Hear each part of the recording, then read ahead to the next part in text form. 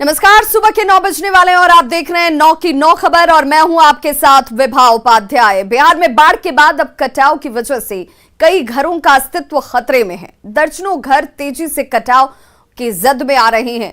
कई जगह खतरा बना हुआ है और ऐसे में लोग खौफजदा हैं। नदियों का खौफनाक कहर, तबाही मचा रही तेज धार,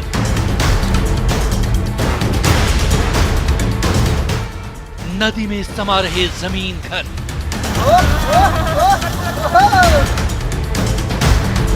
कुदरत का प्रहार, जिंदगी पर कहर,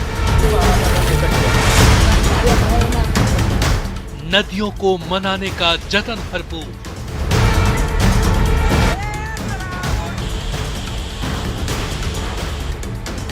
तेज धार, जिंदगी पर प्रहार। झारखंड में पिछले 4 दिनों से हो रही भारी बारिश के बाद कई नदियां उफान पर हैं। नालंदा के हिलसा प्रखंड के महेशपुर गांव के पास लोकाइन नदी का तटबंध टूट चुका है। करीब 1 दर्जन गांव के लोग इस वजह से प्रभावित हुए हैं। लोगों की परेशानी देखिए, तटबंध टूटने के बाद किस तरह से बढ़ गई है। वहां धान की फसल को काफी नुकसान पहुंचा है। 4-5 घर दह गया।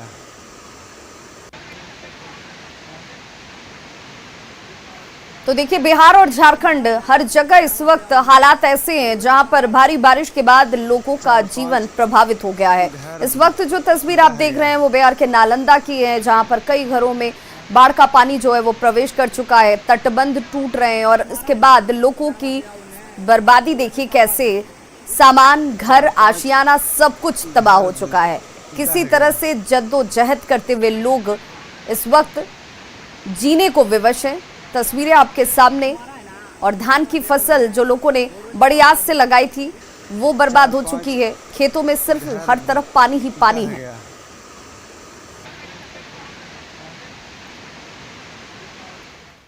वहीं नवगछिया की बात करें तो खरीक प्रखंड स्थित चोरहर गांव में कोसी का कहर जारी है। लगातार हो रही कटाव की वजह से परेशान ग्रामीण अब आशियाना अपने हाथों से ही तोड़ रहे हैं।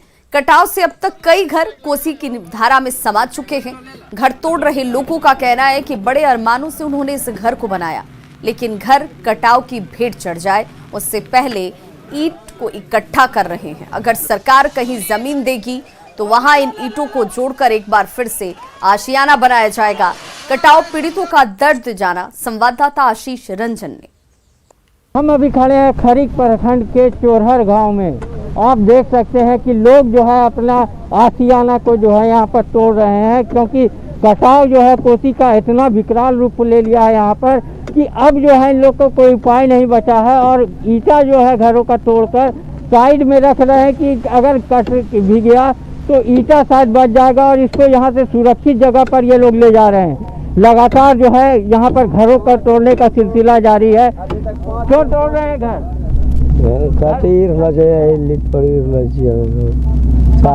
कहाँ जाइएगा? अभी कहीं भाड़ा पर आवे, बाद कहीं ले गए तो बने। कितना अरमान से बनाए थे? बहुत लागल तोड़ना पड़ रहा है। हाँ, मजबूरी में तो रह नहीं पड़ता है। क्या कीजिएगा? ईटा कहाँ ले जाइएगा? अभी ले जाकर कोई आगू करने बाद सरकार के तरफ से कहीं कोई काम हो रहा है कटाव रोकने के लिए? रोक लिया है सब, बांस बड़ा यह सब कर लग रहा है कि कटाव रुकेगा? यही सब से नहीं रुकते, इसीलिए घर तोड़ रहे हैं। क्या नाम है? मनोज शर्मा। कहाँ जाइएगा? कब से रहेंगे? जाइए बाबा, जिसी को जगह दिया वही रहेंगे। लोग अपन भाड़ा पर रहे और कहाँ में रहे? पैसा कौड़ी हमरा बेटा दोनों बेटा हमरा बच्चा कमबै छै तो खाए छिए। 1 महीना से हमारा बेटा बैठल है बीमार सकता छिए। घर तोड़ रहे हैं। घर तोड़ रहे हैं कि सबको ईंटों गिर गया तो कहाँ घर बनाइए, कहीं की लेकर? सरकार के तरफ से कोई आश्वासन? सरकार द्वारा से हमरा कहाँ कदे कुछ नहीं कोई आया? नहीं, हमरा कुछ नहीं देने छे। देन है नहीं साफे तो आपने की कहबे? हमरा कुछ नहीं मिल रहा है। नहीं कैसे कारो कुछ नहीं, वह दूध थोड़ा पन्नी। क्या नाम? और मेरा देवी। तो आप देख सकते हैं कि लोग जो है यहाँ पर घर अपने आशियाना को तोड़ रहे हैं और उनको डर है कि कहीं कोसी जो है पानी में विलीन ना कर ले घर, इसीलिए जो घर को तोड़कर ईंटें को सुरक्षित जगह पर ले जा रहे हैं। लेकिन इन लोग का आरोप है कि सरकार के द्वारा अभी तक कोई मदद नहीं की गई है इन लोगों को, और ये लोग मदद की गुहार लगातार सरकार से लगा रहे हैं। आशीष रंजन, न्यूज़ 18, नौगछिया। कुछ जगह पे कटाव की सूचना मिली थी जो कि बांध के अंदर है, तटबंध के अंदर है, वहाँ पर जो कि पहले काफ़ी सालों से ही कटाव हो रहा है। और इस तरह की जहाँ भी सूचना मिल रही है वहाँ हम लोग एसडीओ को हम लोगों ने बोला है कि जो भी उस संबंध में आपदा प्रबंधन विभाग का गाइडलाइन है उसके आलोक में कार्रवाई की जानी है, तो उसको हम लोग फिर देख लेते हैं। लेकिन अभी बाढ़ की स्थिति जिले में दोनों नदियों में किसी में भी नहीं है। नदी का तटबंध के भीतर जो दियारा एरिया होता है वहाँ कुछ कटाव जिसको आप कह सकते हैं वो हो रहा है। तो उस संबंध में आवश्यक उपाय संबंधित कार्यपालक अभियंता और उनकी टीम जो है वो कर रही है। नवगछिया के खरीक प्रखंड के चोरहर गांव में कोसी नदी के कटाव में अपना सब कुछ गंवा चुके लोग अब मध्य विद्यालय चोरहर को अपना आशियाना बनाए हुए हैं। आधा दर्जन से अधिक परिवार इस वक्त स्कूल में शरण लिए हुए हैं। बच्चे, महिला और बुजुर्ग सभी स्कूल के क्लासरूम, बरामदे और सीढ़ियों के नीचे किसी तरह से अपना जीवन यापन कर रहे हैं। इन लोगों का कहना है कि अपना सब कुछ गंवा देने के बावजूद अब तक इनकी किसी ने सुध नहीं ली। हालात का जायजा लिया संवाददाता आशीष रंजन ने। अभी हम खड़े हैं नौगछिया के खरीक प्रखंड के चोरहर गांव में। आप देख सकते हैं कि ये मध्य विद्यालय चोरहर है, और यहाँ पर जो है जिनका घर कट गया है कटाव में, कोसी के कटाव में, वो परिवार जो है कटाव पीड़ित जो है अब चोरहर मध्य विद्यालय में यहाँ आशियाना बनाए हुए हैं। लेकिन जो सरकार की ओर से मदद मिलनी चाहिए इन लोगों को वो कहीं से भी नहीं मिल रही है। कि यहाँ घर कसले कहाँ है नहीं है देखते न, नहीं कोई चीज की व्यवस्था कर लेते, केना गरीब आदमी रहते, केना रहते, नहीं खाना नहीं पीना नहीं कथू के व्यवस्था है। कोई देखने नहीं आया अभी? कोई नहीं। स्कूल में सीधे तरम छे खटिया घेरी रात दिन कुछ नहीं है, कोई नहीं है, सरकार देखने कोई नहीं है, कोई नहीं आया है। गरीब लोग को कोई सहारा नहीं है, कहाँ बच्चा कहाँ पे कहाँ घर कोई ठिकाना नहीं है। ये कोई खपरा नहीं निकला है घर से, अभी तक कोई देखने वाला नहीं है। इस जगह बह गया कटाव में, सब चला गया मेरा। 10 लोग इसी का बोलेगा कि कुछ नहीं मेरा रहा, सब चला गया, घर द्वार चीज बस सब कट के चला गया। कोई देखने नहीं, कोई देखने वाला नहीं है, कोई नहीं, सब देखने वाला। गरीब पर कोई सहारा नहीं है, कोई सहारा हमको को नहीं दे रहा है। सरकार नहीं है, नहीं कोई नेता, नहीं कोई बोलते हैं कितना बता नेता पता कितना होता है, किसको दम नहीं है गरीब को देने का, कोई नहीं दे रहा है अभी तक। समझा, कोई नहीं, सब समझता है ये से भिखारी है, ये भिखारी बन के रहेगा। तो वही सारे भिखारी बन के बाल बच्चा किसी तरह रखते हैं, किसी जगह तो क्या करेगी। बाढ़ पीड़ित कटाव पीड़ितों का ये हाल क्या है। यहाँ पर आज तक ना कोई सरकार देखने आई है, ना प्रशासन की ओर से कोई आए। लोगों का घर जो है कोसी में समा गया है, लेकिन जो मदद मिलनी चाहिए सरकार की ओर से, प्रशासन की ओर से, अभी तक इन लोगों को देखने भी कोई नहीं आया है। अब देखने वाली बात होगी कि आगे जो है प्रशासन इन लोगों को देखने आती है और कुछ मदद पहुंचाती है कि नहीं। आशीष रंजन, न्यूज़ 18, नौगछिया, भागलपुर। खगड़िया के अग्रहण गांव में बागमती नदी का कटाव तेज हो गया है। महज 1 महीने के अंदर 1 दर्जन से अधिक घर कटकर नदी में विलीन हो गए। नदी के तेज कटाव की वजह से ग्रामीण दहशत में हैं। रोज हो रहे कटाव से गांव के लोग घर से बेघर होते जा रहे हैं और ऐसे में ग्रामीणों ने जल्द से जल्द कटाव निरोधी कार्य शुरू करने की मांग की। वहीं डीएम आलोक रंजन घोष का कहना है कि अग्रहण के साथ साथ सहरौन में भी कटाव हो रहा है और जल्द ही कटाव निरोधक कार्य शुरू किए जाएंगे।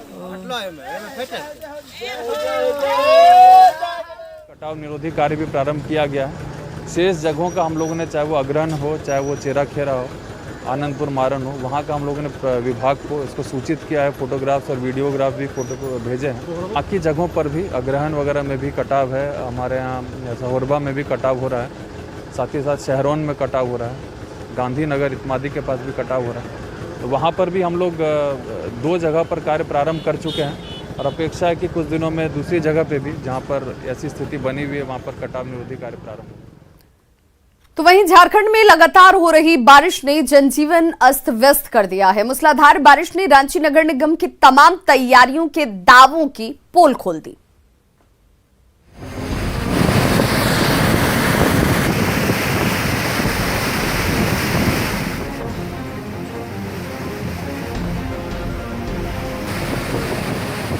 ज्वार भाटा जैसी दिखने वाली तेनू घाट डैम से पानी की ये उफनती धारा बता रही है कि हालात कितने भयावह हैं।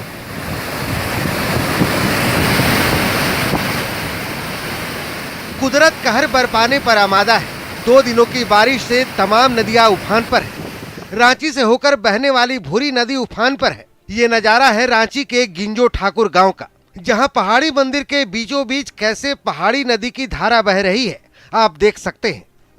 आप देख सकते हैं यहाँ पर मान्यता है कि 21 शिवलिंग है यहाँ पर, और 21 शिवलिंग इस समय नदी के जलधारा के नीचे दबी हुई है। आपको फिलहाल नजर नहीं आएगी यहाँ पर। और यहाँ पर सामने आप देख सकते हैं कि एक शिवलिंग यहाँ पर ऊपर में मौजूद है, जहाँ पर शेषनाग की मूर्ति भी बनाई गई है। पिछले 2 दिनों की मूसलाधार बारिश ने जिंदगी बेहाल कर दिया है।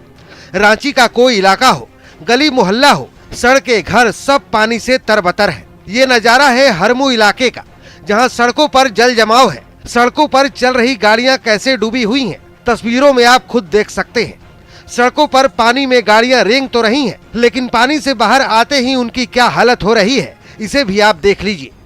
भी हम आपको जो ये गाड़ी उधर से आई थी दिखा सकते हैं वो किस तरह से खराब हो चली है। ये बारिश के अंदर से उधर से आई है गाड़ी, जो सड़कों पर डूबती हुई देख सकते हैं। धुआं इसके पूरी तरह से गाड़ी में जो है पानी वो घुस चुका है और गाड़ी आकर यहाँ पर खड़ी हो चली है। तो ये कुछ स्थिति है। लगातार हो रही बारिश ने राजधानी रांची के कई परिवारों को बेघर कर दिया है। अरगोड़ा चौक से सटे इलाकों में बारिश का पानी घर में घुस जाने से लोग दूसरी जगह शिफ्ट होने को मजबूर हैं। कई परिवार छोटे छोटे बच्चों के साथ दूसरी जगहों पर शरण लिए हुए हैं। लोग परेशान हैं, लेकिन जिला प्रशासन या नगर निगम चैन की नींद सो रहा है। बारिश को लेकर जितनी तैयारियां थी वो सब बौनी साबित हुई हैं। बारिश ने पूरे सिस्टम की पोल खोल कर रख दी है। रांची नगर निगम के ड्रेनेज सिस्टम की कलई खुल चुकी है। न्यूज 18 के लिए रांची से संजय सिन्हा, अविनाश कुमार और ओम प्रकाश की रिपोर्ट।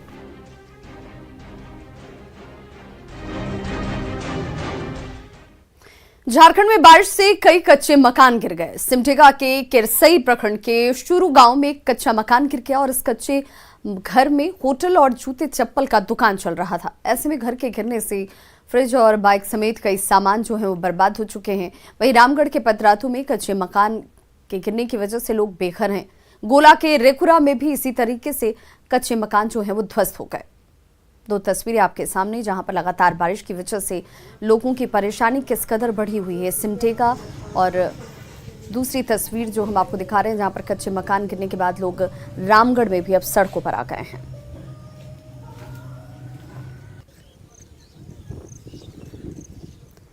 तो वहीं कोडरमा में बारिश ने जनजीवन को अस्त व्यस्त कर दिया है। झुमरी तलैया के विशनपुर रोड में घर में पानी घुस गया और घर वालों की परेशानी बढ़ गई है। वहीं बारिश का पानी घुसने से मवेशियों की भी परेशानी इस वक्त बढ़ी हुई है।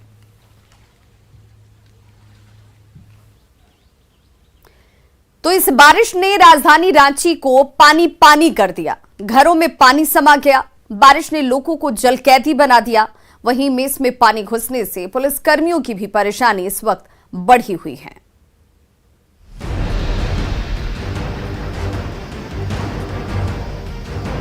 हुंड्रू फॉल की ये तस्वीर आपने शायद ही देखी होगी। पानी की तेज धार होश उड़ाने वाली है। नदियों के उफान ने लोगों की चिंता बढ़ा दी है। लगातार 2 दिनों से हो रही बारिश से ग्रामीणों से लेकर शहरी इलाकों को पानी पानी कर दिया है। राजधानी रांची के वीआईपी इलाके भी डूब गए हैं। घरों का गार्डन ही स्विमिंग पूल नजर आने लगा है। ड्रेनेज सिस्टम फेल होने से घरों में पानी घुस आया है। अब इन तस्वीरों को देखिए। रातू के काठी टांड चौक के पास कई घरों में पानी घुस गया है। क्या किचन और क्या बेडरूम, सभी जगह पानी पानी है। इन तस्वीरों को भी देखिए। कमर तक पानी, डूबी कारें, घरों में जलकैदी बने लोग। ये तस्वीरें राजधानी के कुंज विहार की हैं। रोड नंबर 1, 2 और 3 में घरों में पानी घुस गया है। लिहाजा लोग ग्राउंड फ्लोर को छोड़कर फर्स्ट फ्लोर में शिफ्ट हो गए। पानी में तैरती इन सब्जियों को देखिए। हाल झारखंड पुलिस क्लब का है। पूरे किचन में पानी ही पानी है। वहीं बैरक में भी पानी घुस गया है। मेस में पानी घुसने से पुलिस कर्मियों के लिए खाना बनाना मुश्किल हो रहा है। दिन बारिश अगर तेज हुआ उस दिन मेस बंद हो जाता है। लोग खाने के लिए भी लाला पड़ जाता है। इधर उधर जा करके रोड पे होटल में, जहां तहां अपना किसी तरह से खाना पीना खाते हैं लोग। यानी आफत की बारिश ने राजधानी को पानी पानी कर दिया। रांची के चुटिया, अरगोड़ा, हरमू और पंडरा इलाके की स्थिति सबसे ज्यादा खराब है। ऐसे में नगर निगम के कंट्रोल रूम की घंटियां लगातार बज रही हैं।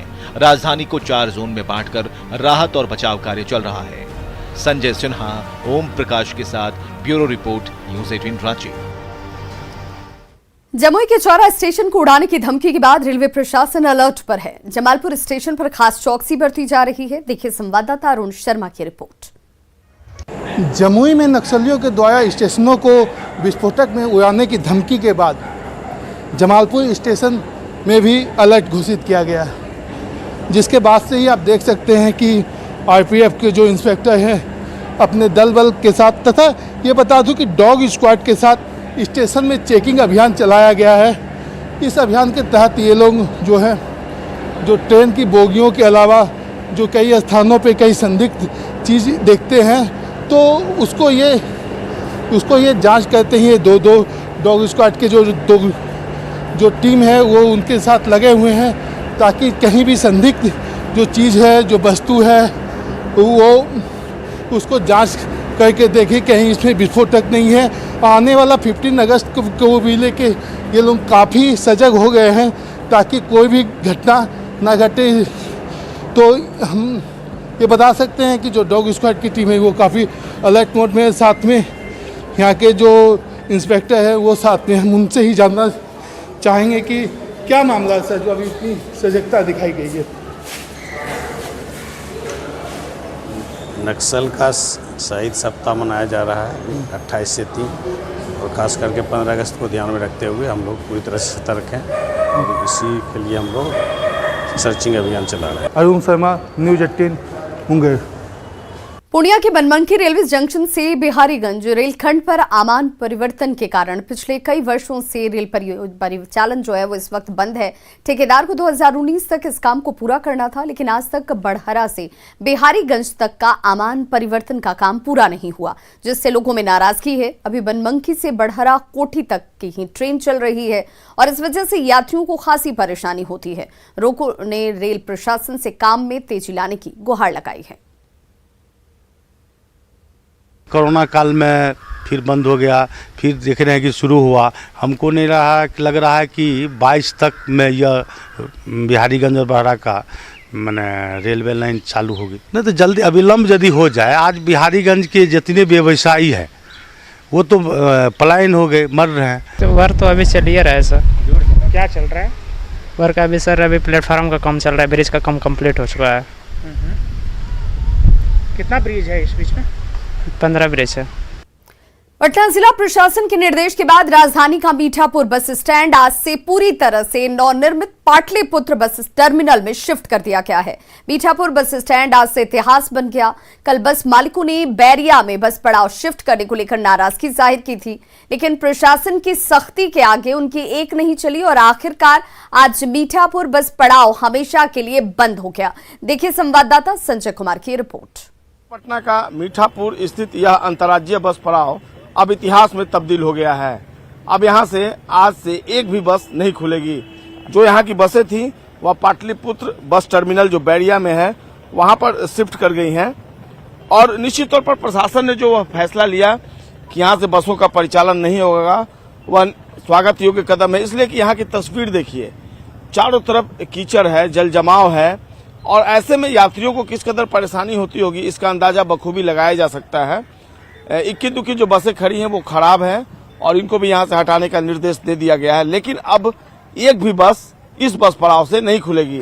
बस मालिकों ने यह कहते हुए विरोध किया था कि जो नया पाटलिपुत्र बस टर्मिनल है वहां पर सुविधा नहीं है और जब तक सुविधा बहाल नहीं होगी तो ऐसे में बसों को वहां से खोलना सही नहीं होगा। जो परिचालन है उसको उन्होंने ठप कर दिया था। यहाँ पर कल बसें जो थी वो रोक दी गई थी, हड़ताल पर चले गए थे बस मालिक, लेकिन प्रशासन ने सख्ती दिखाई और प्रशासनिक सख्ती के बाद आखिरकार बस मालिकों को झुकना पड़ा और उन्होंने उसके बाद अपनी सारी बसों को पाटलिपुत्र बस टर्मिनल जो है वहां शिफ्ट कर लिया और आज से पाटलिपुत्र बस टर्मिनल पर सारी बसें वहीं से खुलने लगी हैं। अब धीरे धीरे ये जो मीठापुर अंतर्राज्यीय बस पड़ाव है अब यहाँ से शिफ्ट कर जाएगा जो यहाँ पर दुकानें हैं वो भी बंद हो जाएंगी। और जो तस्वीरें हैं वो बता रही हैं कि किस कदर लोगों को परेशानी होती होगी। कीचड़ जो है वो चारों तरफ फैला हुआ है। तो आप जान लीजिए कि अब पटना में जो बस पड़ाव है उसका ठिकाना, उसका पता बदल गया है। अब बैरिया स्थित जो पाटलिपुत्र बस टर्मिनल है वह नया बस पड़ाव होगा और आपको पटना जंक्शन से भी वहां से सारी सुविधाएं हैं। आपको जाने के लिए कम्युनिकेशन की बेहतर फैसिलिटी जो है वो जिला प्रशासन मुहैया करा रहा है। और आप वहां से जो ऑटो है उसको रिजर्व करके जा सकते हैं, ई रिक्शा से जा सकते हैं। तमाम जो दूसरी गाड़ियां हैं वो 200 रुपये रिजर्व करके आप पटना जंक्शन से बैरिया जो पाटलिपुत्र बस टर्मिनल है वहां जा सकते हैं। तो अब जो मीठापुर अंतर्राज्यीय बस पड़ाव है वहां नहीं आकर के आपको पाटलिपुत्र बस टर्मिनल बैरिया जाना होगा। कैमरा पर्सन मनीष जुनेजा के साथ संजय कुमार, न्यूज 18 पटना।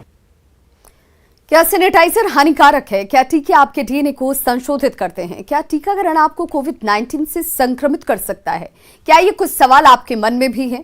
खैर, अब ये एक जगह है जहां पर आपके सभी प्रश्नों के उत्तर दिए जा सकते हैं और ये सब कुछ